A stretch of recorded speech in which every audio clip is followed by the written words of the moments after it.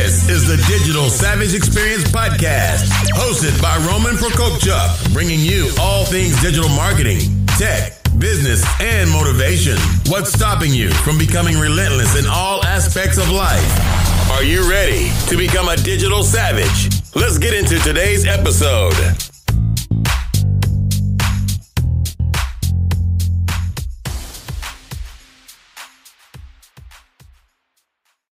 Hey everyone, this is Roman Prokopchuk, and this is a Digital Savage Experience, episode 30, 3 months with the foster kids.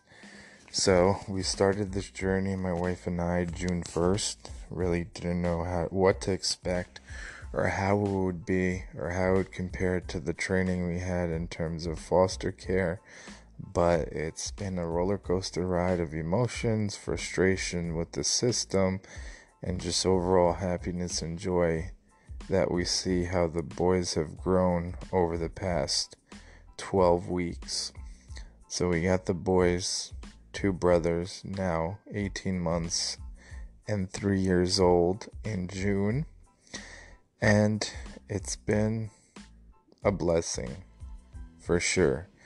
It's taught me a lot of things that can be applied to business. I don't know if all of you or any of you have kids of your own, foster kids, step kids, kids you consider your own, the blessing it is and the joy it brings you and the lessons it teaches you in terms of patience, value of things, importance, and all kinds of things like that.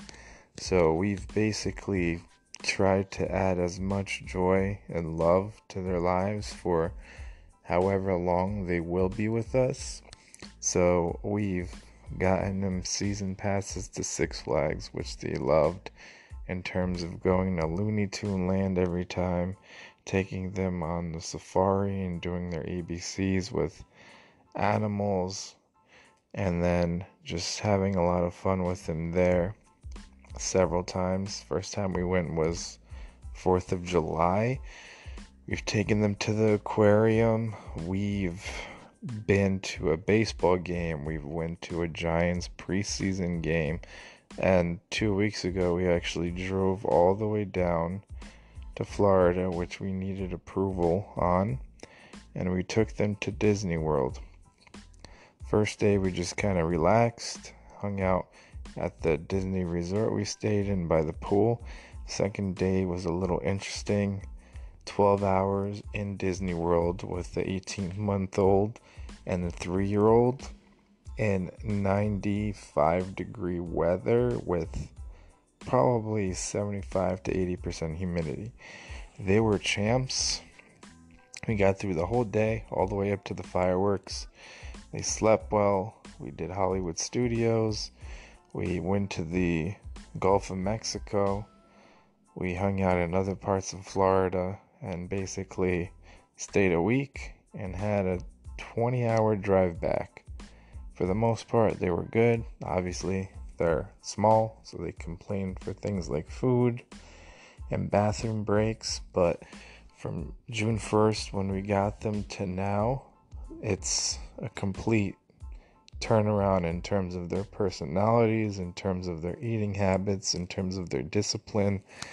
So not having kids before this, I wasn't sure how it would be, but I think like one of the main things to handle one child or multiple children is structure and some kind of plan. So they nap every day. Obviously weekdays they're in daycare, because when I'm working and running things, my wife's at work, they have to be cared for. But on days off and weekends, they still nap. They take 3-hour naps. They have healthy, wholesome lunches. They don't watch much TV. They have a lot of books and a lot of toys and a lot of things to stimulate, their imagination and their growth in general. So the frustrating part of the whole thing is just the process. State by state, it's a little different, but in New Jersey, the main goal of the child services department is basically reunification with the family of the child. It seems like regardless of the situation though. So if the person that lost the children just shows up to whatever the court appointed action is and just shows up, that's the bare minimum, that's good enough for the most part. Nothing else is measured in terms of a value of success, but if that person is showing up, that's making an effort. Well, I don't necessarily think that's good enough when you put two small lives into the mix. And I've been very disappointed and very local about the process in the PRI training, which is basically the licensing and the education portion to be resource parents, basically foster parents in the state of New Jersey. It seemed like it was a little bit sugar-coated in terms of like the department's here for you, everyone's here to answer questions and help. And I think for a lot of this journey, we've had to fend for ourselves and, like pick teeth in terms of answers. So it's been a little hard and difficult in that sense, but otherwise we've managed and we've figured it out. But I think the support and communication the state has to improve a lot. And basically focus on what's in the best interest of the child, not just simply let's shove them back to a parent or caregiver, regardless if they're rehabilitated, if they're better, if they're healthier, versus them just showing up and getting a check mark for attendance. I don't really think that's right. But in general, obviously it's the law, so at the end of the day I can disagree with it. Whatever happens, happens. I'm going to leave it in God's hands. We've been praying about it. We've been praying with the kids about it. We've been telling the kids that we care about them and we love them regardless for however long they are with us, and to have my wife and myself in their hearts, and we'll always love them. And they're young enough to maybe not even remember if they go back to their biological family in 5-10 years their experiences here.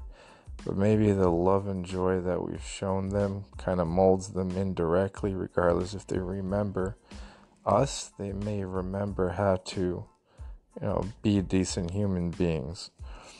My only fear is them going back to a situation where they won't grow, or they'll be neglected, or something even worse.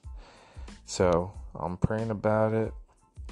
Every day it's interesting. Every day it's a challenge, but it's awesome waking up in the morning, having two little human beings depending on you, running to you, giving you hugs, telling you they love you, and just overall just happy regardless of the fact that what they've been through or what they may be going through inside their little minds and hearts, and the confusion that's been added to their lives and the situation they've been put in that they don't really deserve. They're still overall happy and healthy boys that basically just are looking for love and to be taken care of and comforted. So we're doing that.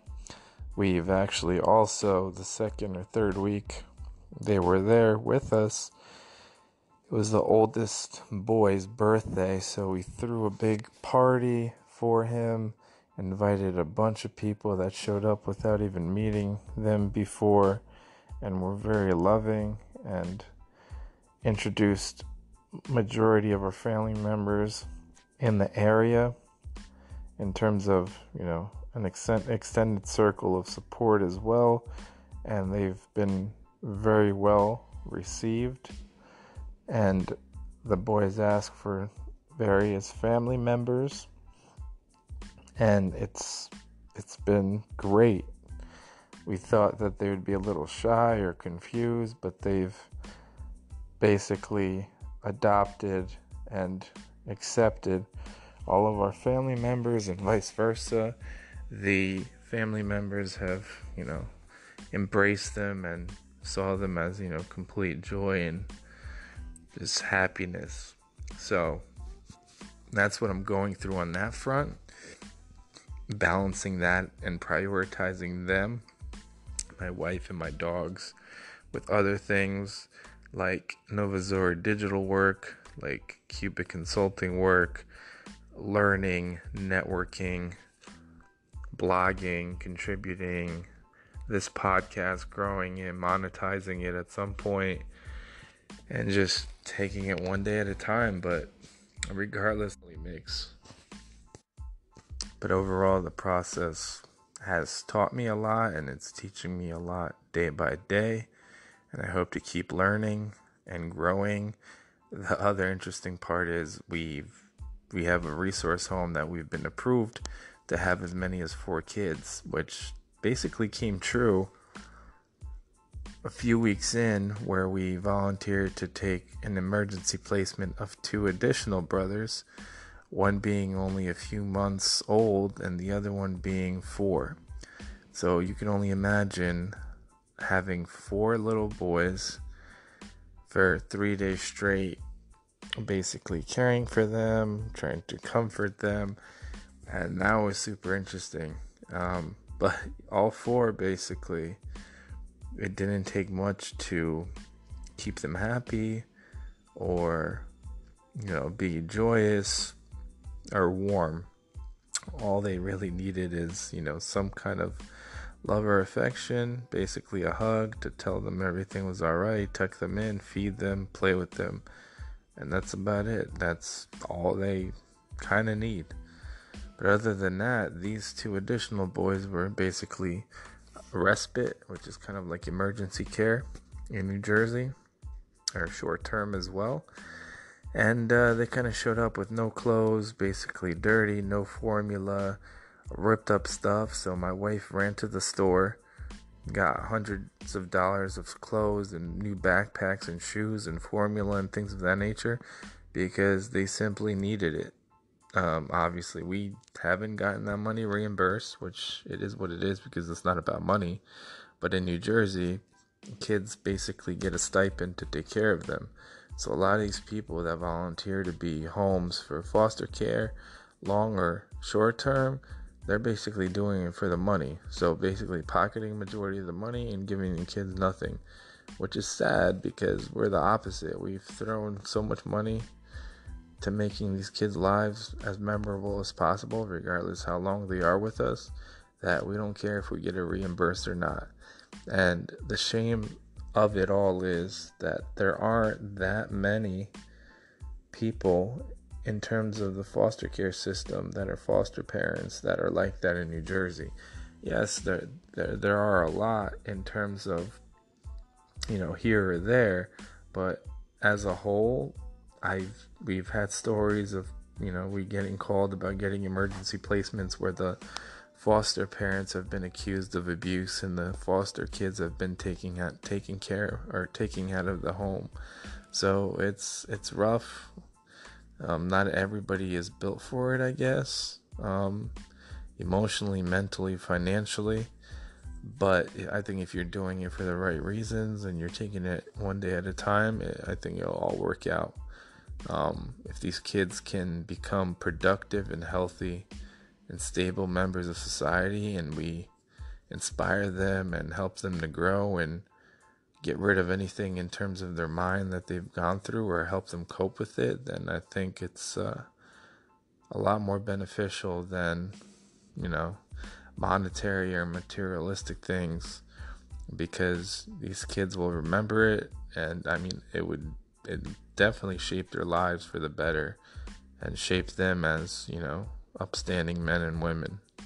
So if you ever have been interested in foster care or foster or adopt or short-term respite, I would encourage you to look into it, because it's been super rewarding, and it may be scary at first, but if you have a strong support system, you have a companion, a husband, a wife, whoever that you're going to go on the journey with, then it's a lot easier. So if you guys have any questions about fostering, any other experiences I've had with the foster care system in New Jersey, or how to deal with certain situations with foster kids in terms of some of the emotional scars that they carry, feel free to reach out, submit feedback. opportunities for future episodes, opportunities to collaborate on if you have a podcast and, guest host or appear, or vice versa. Feel free to reach out to me on any social media channel or via email. So until next time, guys, take care. Bye-bye.